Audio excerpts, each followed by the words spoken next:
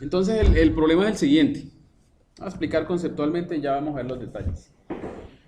La idea es que debemos aplicar lo que hemos visto en la teoría con respecto a comunicación entre procesos. ¿Sí? ¿Listo? Y lo vamos a hacer utilizando la primitiva de sincronización, una de las más usadas, que es sockets. ¿Ok? Y entonces la idea es hacer un programa que permita hacer lo siguiente. Bueno, en realidad hay que hacer dos programas, ¿no? Aquí tenemos un servidor y aquí tenemos un cliente. ¿Listo? La idea es la siguiente. La idea es que, ¿cómo podemos probar esto? Entonces, el cliente lo que va a hacer es que va a tomar un archivo y lo va a enviar al servidor. Y el servidor, una vez que haya recibido el archivo, contesta. Ok. Y otra información. Es eso. No es más. Pero habría que enviarles ahí el descriptor del archivo. No, el contenido del archivo. Porque pueden estar en sitios remotos. Un descriptor de archivo entre dos sistemas no tiene ningún sentido.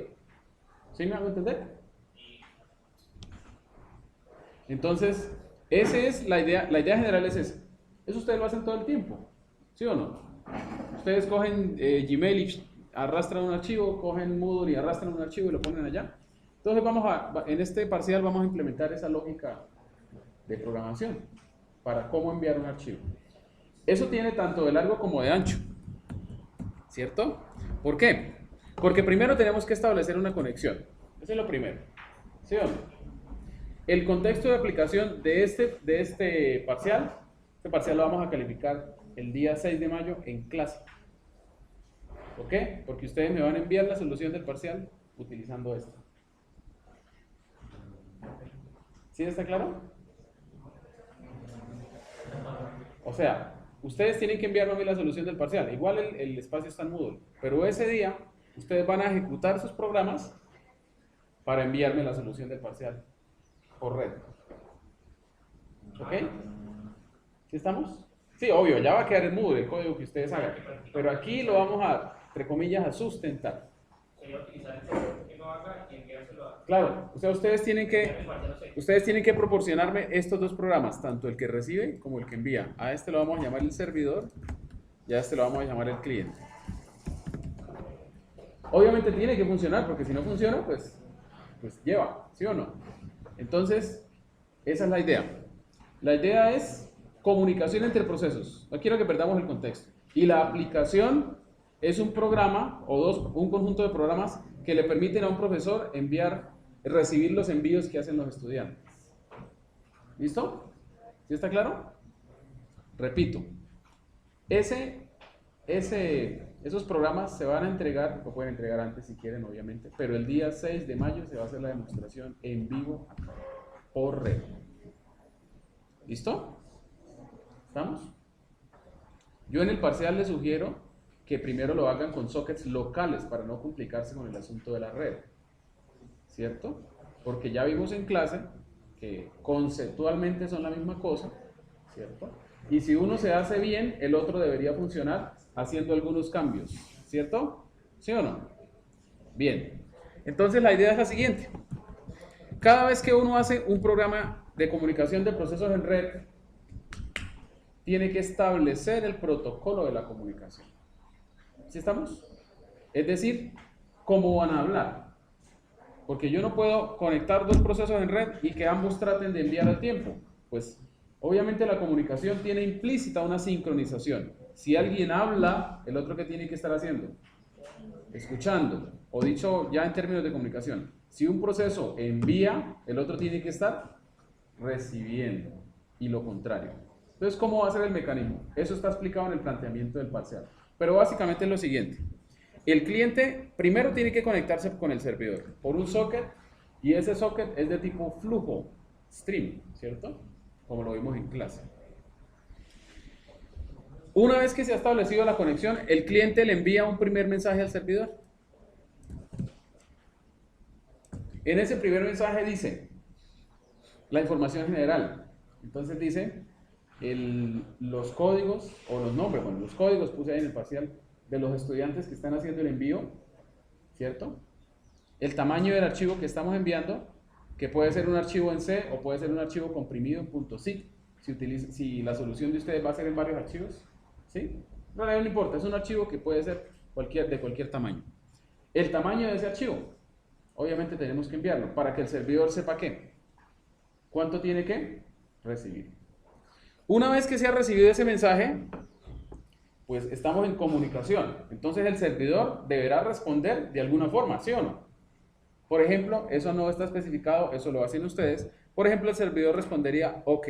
Otro mensaje, el servidor respondería OK. ¿Qué formato? Libre. Ustedes miren a ver cómo implementan eso. ¿Estamos? Bien. Sin embargo, este mensaje sí tiene un formato que está establecido muy claramente en el parcial. ¿Listo?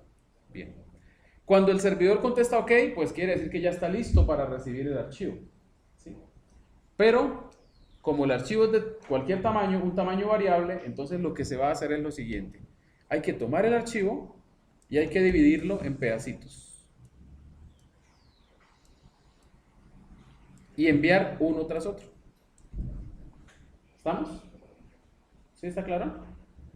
¿Más o menos? ¿Sí? Por ejemplo, el archivo puede tener 1 mega. Ustedes pueden hacer un código en C de 1 mega para solucionar el problema. Entonces, mentiras, eso ocupará 8K cuando mucho. Entonces, ese archivo hay que enviarlo. Pero hay que enviarlo por pedacitos. Entonces, hay que tomar el primer pedazo del archivo, meterlo en un mensaje que tiene un formato también que está establecido en el planteamiento del parcial, ¿sí? Enviarlo, el servidor tal vez responda algo, tal vez responda OK, ¿cierto? Y luego, ¿qué hacemos? Enviamos el siguiente pedacito y luego enviamos el siguiente pedacito hasta que el archivo queda completo. Cuando el archivo se ha enviado completo, el servidor le envía un mensaje al cliente con el formato que ustedes quieran, pero lo importante es que debe incluir cuál es el nombre del archivo con que se guardó en el servidor. Entonces ahí en el planteamiento del parcial hay un requerimiento muy específico de cómo se debe llamar el archivo. ¿Listo? ¿Sí estamos? Y pues obviamente el profesor está sentado aquí, entonces el profesor por pantalla deberá recibir un mensaje que diga archivo recibido y con los datos iniciales que nos enviaron, el código de los estudiantes, ¿cierto? Y el nombre original y cómo quedó guardado.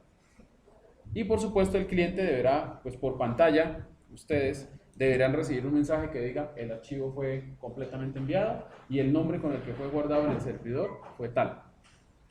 ¿Estamos más o menos? ¿Sí? Ese es el segundo parcial. Aplicamos comunicación e implícitamente estamos aplicando sincronización también. ¿Por qué? Porque el programa puede recibir ¿qué? Varios archivos al tiempo. ¿Sí o no? Yo puedo empezar a correr aquí y puedo poner 10 clientes a que le envíen sus archivos al servidor y el servidor debería poderlos recibir de forma simultánea. ¿Sí? ¿Listo? Entonces la sugerencia es que primero implementen uno y ya en clase se les dio las indicaciones de qué debería hacerse para que el servidor pueda atender múltiples conexiones al tiempo, ¿cierto? ¿Sí? ¿Lo recuerdan? Eso lo vimos en clase. Realmente cuando se empieza la conexión y debo una copia, ¿no? Pues eso, exacto, eso ya lo vimos en la teoría. Entonces, hilos o procesos, ustedes eligen para el servidor, ¿no? Porque el servidor en algún momento, bien sea, tendrá que hacer un fork para atender al cliente o crear un nuevo hilo para atender al cliente. Ustedes definen. ¿Listo?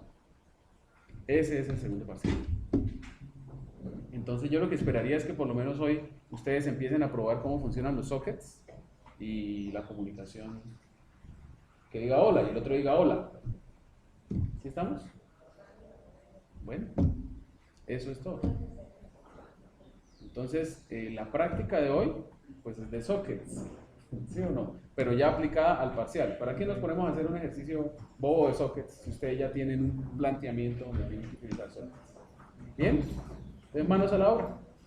Les voy a recordar las funciones por si no las recuerdan. Vamos a recordar las funciones de los sockets, ¿cierto? ¿Cuáles son? ¿Cuáles son? ¿Se acuerdan? Las voy a poner aquí. desde el lado de lo que llamaríamos del servidor, ¿cuáles funciones hay que utilizar para sockets? Socket, luego, primero se crea el conector que no está conectado a nada. ¿Cuál es el siguiente paso? Enlazarlo a una dirección. Muy bien, bind. Bind. Después de bind, hay que decir que está listo para escuchar conexiones. Entonces, listen y luego accept. Aquí este señor se queda bloqueado. ¿Hasta cuándo? Hasta que se recibe una... Voy a ponerlo así para que quede más explícito. Hasta que se reciben, nos retornan una copia del socket para ese cliente. Y luego, ¿qué hacemos con él? Send, o hacemos ¿qué? Receive, dependiendo de lo que queramos hacer. Y finalmente hacemos ¿qué? Close. En el caso de los sockets locales hay que hacer un link también, ¿recuerdan? ¿Sí? ¿Lo recuerdan? Bien. Y desde el punto de vista del cliente, ¿qué hay que hacer?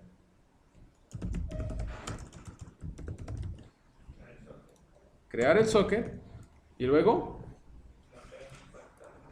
conectarse. Y una vez que estamos conectados, ahora sí, send o receive.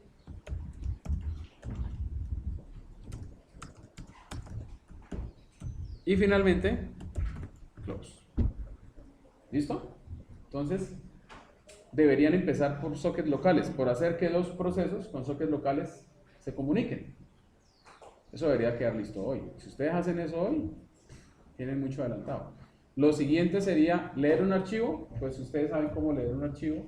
Escribir un archivo, que ustedes también saben cómo escribir, ¿cierto? ¿Cómo se hace? Open, write, close, y por el otro lado, open, read, close, teniendo en cuenta que siempre se van leyendo por pedacitos específicos, de un tamaño específico. ¿Cierto? Y send y receive. Eso es el segundo parcial. ¿Listo? Bueno, manos a la obra.